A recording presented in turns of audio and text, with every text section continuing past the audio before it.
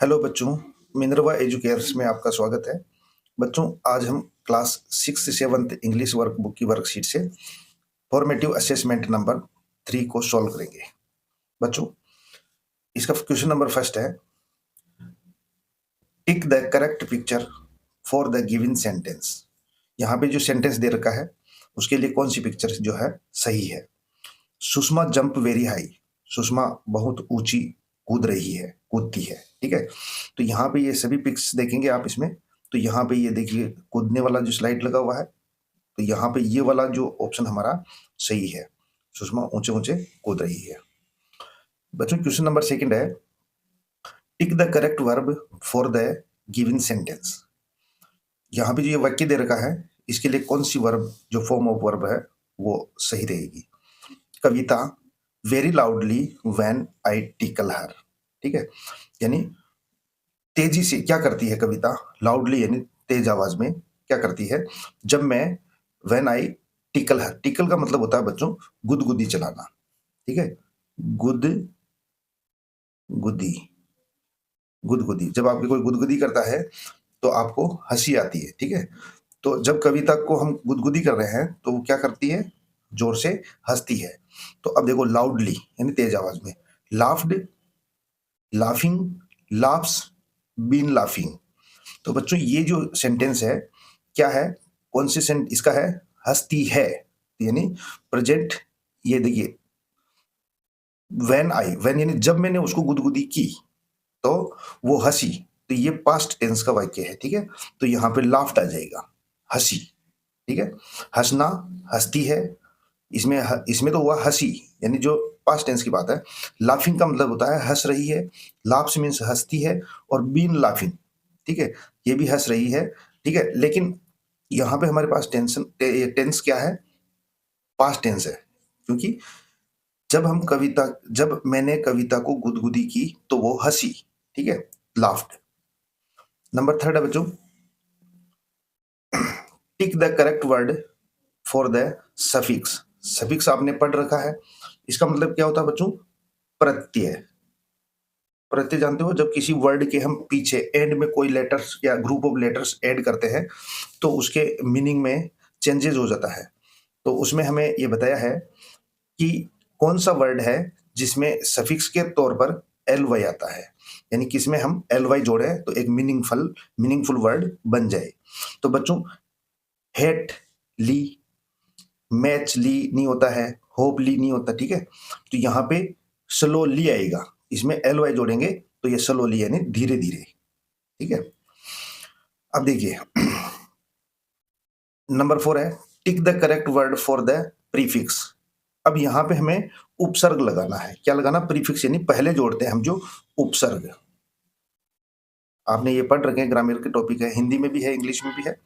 जब हम किसी वर्ड के शब्द के आगे यानी शुरू में कोई लेटर यानी अक्षर या ग्रुप ऑफ लेटर्स यानी अक्षरों का समूह जोड़ते हैं तो उस वो नया वर्ड बन जाता है और उसका मीनिंग चेंज हो जाता है, अर्थ चेंज हो जाता है। तो यहाँ पे प्रीफिक्स हमें जो ऐड करना है, और वो क्या है प्रीफिक्स, आई एम, इम। ठीक है, तो ये यहाँ पे इम लव नहीं होता है, इम पेन नहीं होता है, इम मैच्योर। मैच्योर का मतलब होता है बच्चों, मैच्योर का मतलब समझ वाला। ठीक है, वयस्क। और इमैच्योर का मतलब जिसमें समझ नहीं हो। ठीक है, इमैच्योर जो वयस्क नहीं हो उसको हम इमैच्योर बोलते हैं, और ये इम बोल्ड भी नहीं होता है। तो यहाँ पे इमैच्योर हमारा करेक्ट आंसर है, इमैच्योर। इनका उच्चारण करना देखें। देखिए बच्चों, नेक्स्ट क्वेश्चन नंबर 5 है, your friend has a bad habit. आपके जो फ्रेंड है उसकी एक गलत आदत है। कौन सी है, बैड हैबिट का मतलब गलत आदत, of reaching school late every day. Reaching means पहुंचना, स्कूल लेट एवरी डे यानी रोजाना लेट यानी देरी से स्कूल पहुंचना उसकी एक गलत आदत है। What will you tell him और हर। अगर वह आपका जो फ्रेंड है लड़का है तो हिम आएगा, और लड़की है तो हर आएगा, तो उसको आप क्या कहेंगे। ठीक है, यानी फ्रेंड एक क्या है, कॉमन नाउन है, इसमें हम ये नहीं कह सकते कि लड़का है या लड़की है। इसीलिए अगर लड़का आपका फ्रेंड है तो हिम यानी उसके लिए आप क्या कहेंगे, अगर आपके फ्रेंड लड़की है तो हर यानी उसको आप क्या कहेंगे, दोनों का मतलब उसके लिए या उसको क्या कहेंगे आप कि समय के पाबंद रहो यानी टाइम से स्कूल जाओ, ये बोलेंगे। तो यहाँ पे हम बोलेंगे बी पंक्चुअल, PUNCTUAL, पंक्चुअल। ठीक है, यानी बी पंक्चुअल यानी समय के पाबंद रहो यानी टाइम से स्कूल जाओ, ये बोलेंगे हम। क्वेश्चन नंबर नेक्स्ट है बच्चों, देखिए इसमें क्या दिया है, इसके इंस्ट्रक्शन पढ़ते हैं हम। रीड द गिवन पैसेज, इस पैसेज को हमें पढ़ना है and answer the following questions. 6, 7 दो क्वेश्चन पूछे गए हैं इसमें से, उनके हम आंसर देंगे, तो इसको थोड़ा केयरफुली समझे। अशोक वाज बाथिंग हिज पप्पी, अशोक नाम का जो लड़का है वो बाथिंग यानी नहलाना, नहला रहा है, नहला रहा था, वाज मिस था, ठीक है। तो वो नहला रहा था, किसको नहला रहा था, हिज पप्पी यानी उसके जो कुत्ते का पिल्ला उसने पाल रखा था उसको। इन द पॉन्ड, तालाब में। आउटसाइड हिज हट, आउटसाइड हिज हट का मतलब होता है, हट मीन्स झोपड़ी, जहां पे वो रहता है उसके बाहर ही, आउटसाइड ही एक तालाब है, पॉन्ड है, उसमें वो अपने पपी को नहला रहा था, ठीक है, बाथिंग कर रहा था। The puppy was very mischievous, mischievous का मतलब होता है बच्चों शरारती, यानी शरारती, ठीक है, यानी बदमाश किस्म का जो बोलते हैं, तो यानी नटखट था, शरारती था वो पिल्ला। He held the puppy gently, उसने पप्पी को अच्छे से पकड़ रखा था। एंड अप्लाइड, और अप्लाइड का मतलब होता है प्रयोग करना या काम में लेना, क्या, द सोप, और उसने पप्पी को पकड़ के अशोक ने और उस पे साबुन का प्रयोग कर रहा था यानी साबुन लगा रहा था, तो हम उसको बोलेंगे अप्लाइड द सोप यानी साबुन लगा रहा था। As he was about to wash off, wash off का मतलब होता है धोना, ठीक है। As he was about the wash off the soap, जैसे हम भी नहाते हैं तो साबुन लगाते हैं और लगाने के बाद में उसको साबुन को हटाते हैं यानी वॉश ऑफ कर देते हैं। तो जैसे ही वो उस साबुन को धो रहा था, पप्पी की साबुन को जो लगी हुई थी उसको, द पप्पी मूड, उतने में पप्पी मूड करता है। बच्चों आप भी जब आपको मम्मी नहलाती है तो आप इधर उधर भागते हैं, कहने का मतलब आप छुड़ाते हैं, मुंह में धो लूंगा, ऐसे करते हैं, बच्चे सब करते हैं, ठीक है, सब शरारती होते हैं। तो उसी तरीके से पप्पी भी मूव कर रहा था इधर उधर, ठीक है, मूव का मतलब हिलना डुलना, जब वो पानी डाल के साबुन को हटा रहा था अशोक तब। एंड तो उसी टाइम पे वो क्या है, स्लिप्ड इनटू द पॉन्ड, यानी साबुन आपको मालूम है वो चिकनी होती है, तो उससे हमारा हाथ फिसलता है, साबुन लगा लेते हैं और धोते नहीं। तो उसी टाइम पे जब वो पप्पी मूव कर रहा था तो अशोक के हाथों में साबुन लगी हुई थी, पप्पी की बॉडी में साबुन लगी हुई थी, तो वो स्लिप्ड यानी फिसल गया इनटू द पॉन्ड, तालाब के अंदर, ठीक है, कौन, पप्पी।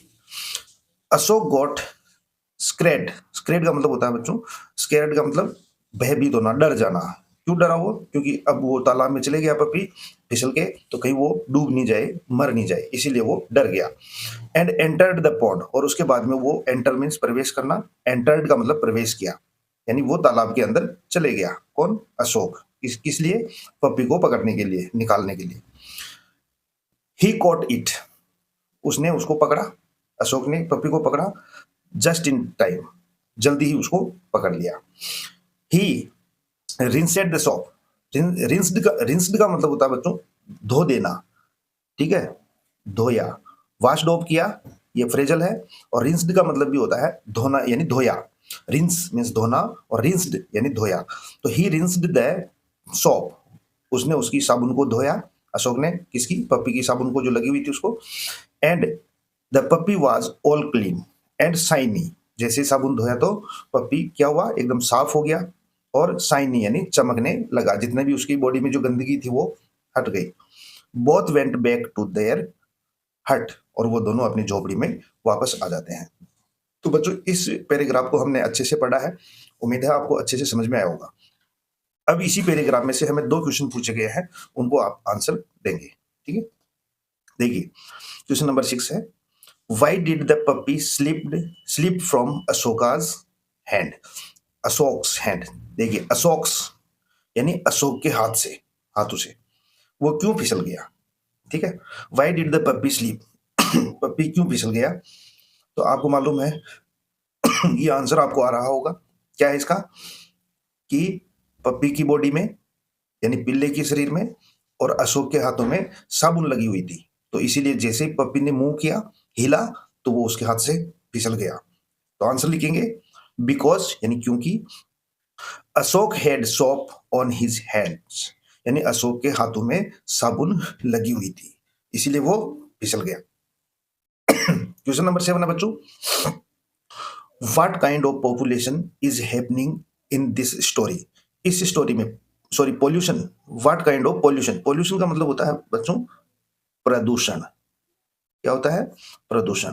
यानी आपने पर्यावरण में पढ़ा होगा, एयर पोल्यूशन यानी वायु प्रदूषण, नॉइज पोल्यूशन मीन्स होता है शोर प्रदूषण, ठीक है, और जल प्रदूषण यानी वाटर पोल्यूशन, ये पढ़े होंगे, टाइप्स ऑफ पोल्यूशन है। तो इसमें से हमें यह देखना है कि इस स्टोरी में कौन सी टाइप का जो है पोल्यूशन हो रहा है। तो बच्चों आपने देखा कि तालाब में साफ सुथरा पानी था, लेकिन जब हम कोई भी कपड़े धोएंगे या नहाएंगे तो साबुन और हम डिटर्जेंट का इस्तेमाल करेंगे, सर्फ का इस्तेमाल करेंगे, तो ये सब केमिकल से बने हुए होते हैं और वो सारा केमिकल पानी में चले जाएगा, तो वो क्या है, यूजलेस हो जाएगा। जब हम भी यूज करेंगे या कोई जानवर उनको पिएंगे तो उन पे साइड इफेक्ट्स होते हैं। इसीलिए यहाँ पे इस स्टोरी में कौन से पोल्यूशन की बात करेंगे हम, पानी गंदा हो रहा है इसीलिए वाटर पोल्यूशन। तो देखिए आंसर लिखते हैं, तो water pollution happening in this story, इस कहानी में वाटर पोल्यूशन हो रहा है। बच्चों उम्मीद है ये फॉर्मेटिव असेसमेंट नंबर 3 आपको समझ में आया होगा। अगर आपको क्लास अच्छी लगी हो तो वीडियो को लाइक करें और चैनल को सब्सक्राइब करें। Thank you.